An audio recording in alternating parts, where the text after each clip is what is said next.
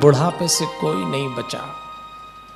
जो आज बूढ़े हैं वो कल जवान थे, जो आज जवान है उनको कल बूढ़ा होना है।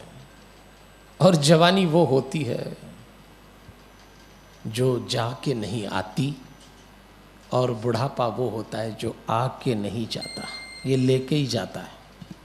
आना तो सबको है, इसलिए बड़े बूढ़े होने पर भी आपकी भी तैयारी होना चाहिए। ये भागवत, ये ग्रंथ आपसे कह रहा है वृद्ध व्यक्ति योग के जितना निकट होगा उसका मन उसका नियंत्रण में होगा और उसकी देह उसको कम तकलीफ देगी।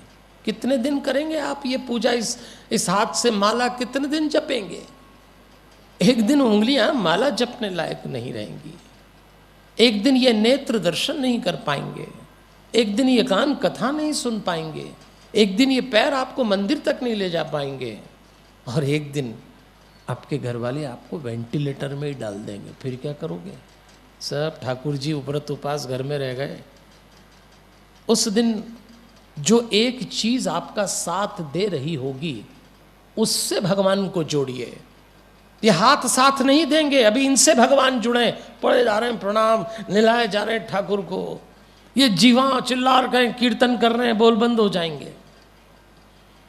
तब क्या? शरीर का कौन सा हिस्सा आपका साथ दे रहा है? सांस। सिर्फ आप सांस ले रहे होंगे, इसलिए हर सांस पे भगवान को जोड़िए, और सांस से भगवान को जोड़ने का नाम ही मेडिटेशन है। इसलिए मैं हनुमान चालीसा से ध्यान कराता हूँ और आपसे निवेदन करता हूँ रोज अभ्यास करिए। अभी तो मैं आपके साथ हूँ, वरना जब शांतम बनाए वहाँ आके सीख लेना। और जो बात देवहूति ने की, वृद्धावस्था में योग से अपना शरीर छोड़िए, तैयारी तो आपको करना पड़ेगी, वरना ये इस हालत में आ जाएगा कि आप कुछ नहीं कर पाएंगे। इसलिए ब्रह्मा जी ने आके अपने पोते को समझाया, तो बूढ़े लोगों को अपनी तैयारी करना चाहिए। अब आप जब बूढ़ा आदमी हो जाता है तो बुढ़ापा तो भाई दुख देता ही है, एक तो शरीर साथ नहीं देता, वो जो बड़े बड़े काम उछल कूद के बड़े उत्साह से किए सब ढीला हो जाता है। बुढ़ापे में मदद अलग चाहिए, घर से बाहर निकलने में कोई आदमी चाहिए, उठना बैठने का सलीका बदल जाए। हम तो कहते हैं बुढ़ापे में आदमी को मेहमान हो जाना चाहिए अपने ही घर में। दुनिया में तो हो ही, आप कब किसकी आरएसी क्लियर हो जाए, बहुत सारे आरएसी वाले ही बैठे होंगे अपन लोग। हाँ, ये गए। अब दुनिया में ही कुछ दिन के मेहमान हो तो फिर घर में भी मेहमान बन जाओ। अपन किसी के घर अतिथि होके जाते हैं तो कितना सावधानी से उठते हैं, बैठते हैं। बूढ़े आदमी को अपनी देह का ध्यान खुद रखना चाहिए, नहीं तो बच्चे डांट के बोलेंगे अरे ठीक से बैठो, अभी टपक जाओगे तो फिर दिक्कत पड़ेगी। बोलते हैं बच्चे, अभी हड्डी टूट जाएगी फिर हम परेशान हो जाएंगे। और सही बात है, वो काम धंधा करे, किसके पास टाइम है भाई? पहले 5-7 बच्चे होते थे, पहले के लोग 5-6 बेटे बेटी पैदा इसीलिए करते कि एक खाली रहे अपने बुढ़ापे में समा।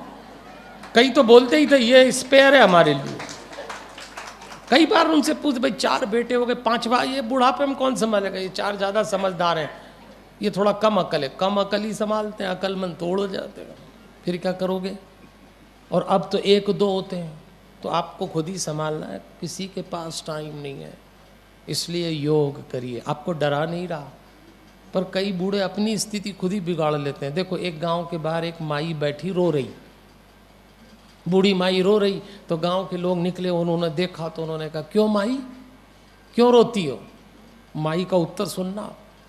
जैसे ही गांव वाले ने पूछा बूढ़ी माई क्यों रो रही हो, बोले ऐसे ही खाली बैठी थी तो सोचा रो ही लूं। कई डोकरे डोकरी ऐसे ही दुखी होते हैं, कोई दुख नहीं, कोई दुख नहीं इसीलिए दुखी। अरे तुम्हारी सेवा कर रहे हैं, बेटा सेवा कर रहा है, भूगल पर नहीं, वो दुखी होना स्वभाव हो जाता। कुछ भी कर लो आप, ये ना करिए।